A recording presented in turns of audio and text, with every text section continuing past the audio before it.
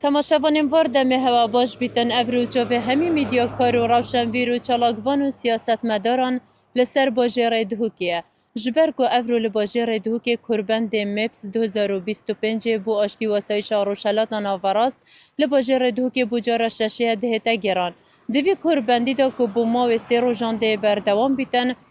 پدری 105 سرکرده و مزنه بر پرسین 25 ولاتان تعداد بج دارن. دوی کربندی دا گلک وکی مدای دیار کرن جی مزنه بر پرس مینا محمد داود اغلو سرک وزیر بری ترکیه هردیسان محمد شیع سودانی سرک وزیر عراق و مسعود بارزانی سرک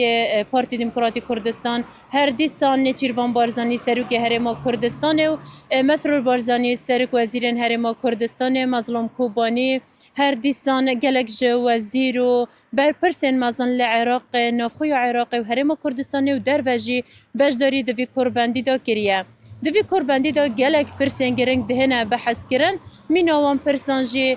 پرسین وزه و آبوری هر دیسان برهنگار بونا تیرور و مادین هجبر و هر دیسان گهرینن کش و هوای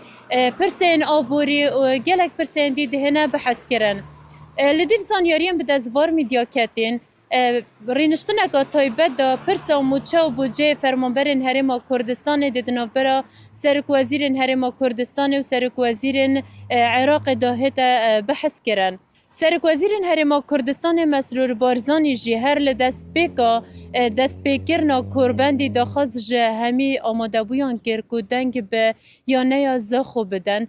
پشتوان یانه زخو بدن جبر که هات یه هل بجارتن بو بدز وینانا باشترین هاندرین سال 2025 کجلای ویوای و هات یه هل بجارتن سرک مسرور بارزانی دا خاص جه آماده بویان کرکو همی دنگ بدن و پتر گرنگی به ورزش کردی و عراقی بهت دان.